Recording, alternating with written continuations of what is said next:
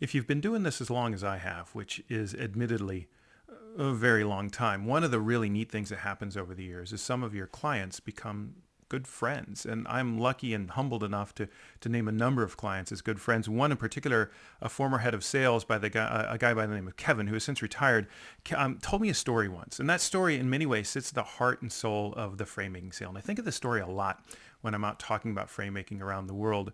So Kevin was in region. It was out doing client visits in a region, and he figured, well, while I'm out there, why don't I do a ride along with a couple of my sellers? And one seller in particular who happened to have a meeting that day was one of his star performers. So, he hopped in the rental car with her, we'll call her Tara, and Kevin and Tara went out to see one of their clients, a head of HR, and this is a very early stage opportunity, very top of the funnel. It was just sort of an exploratory conversation, and they go into the customer's office, and they sit down in the office of the head of HR, and right before the meeting's about to start, funny enough and weirdly enough, the head of procurement for the customer's organization walks in, sits down, apologizes for being late.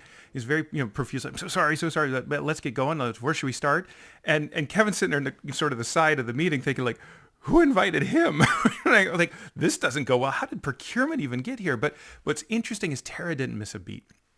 She ran the meeting so incredibly well, and Kevin just sat there and watched sort of magic happen as she kind of, sort of framed the conversation and moved them to a closer alignment around what they were even trying to do in the first place and how that process was going to unfold and what the timing would be for their organization. And by the time it was over, they'd reached a real strong agreement of what, not between this company and the client company, but between procurement and HR, about what they could be doing together, and which was going to lead ultimately to just an incredibly great opportunity for Kevin's company. And so they get back in the rental car, Kevin and Tara, on their way back to the airport, and they're doing the debrief, as that's usually the way it goes, right? And Kevin's blown away, and he says, you just handled that so incredibly well. I mean, what a great outcome. This is going to potentially be a great customer for us. But I got to tell you, when procurement walked in the room and you didn't even miss a beat, he said, that was incredible. I mean, who does that? I mean, who even invites procurement? How did procurement even get there? I can't believe it. That was just the weirdest thing that he should show up at that meeting. And Tara looked at Kevin and said, well, Kevin, he was there because I invited him there. In fact, I suggested to the head of HR that it would be a really good idea if she invite procurement to the meeting so that we could have a better, more aligned conversation. And Kevin's just lost his mind. He said, what? Why would you do that? What is like procurement comes in late. They blow everything up. It's always a pain. Why in the world would you want procurement there? And Tara looked at Kevin and said, well, Kevin, in working with other customers like these, I've found that, procurement always gets involved late. When they get involved late, they blow everything up. Everybody's frustrated. The whole thing falls apart. I forecast these things and then it just kind of disintegrates. And I'm tired of losing these kinds of deals. And what I've learned from the companies who do this well is they bring in procurement early. And so I've started advising clients that that's probably a good idea. And Kevin's like, that's actually really brilliant.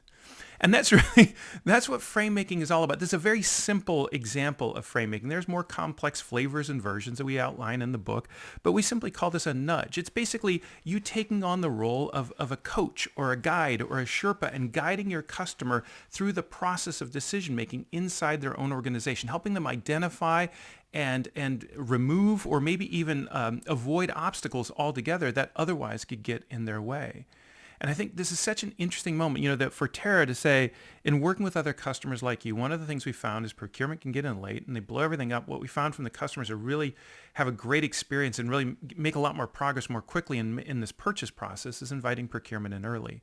And that's just a very light but very powerful example of what it looks like when you show up as a frame-making seller. As someone who takes on this sort of asymmetry of knowledge, you arguably have a better idea of how the customer's purchase journey is not only could unfold, but should unfold to lead to a successful outcome, not just for you, but for them.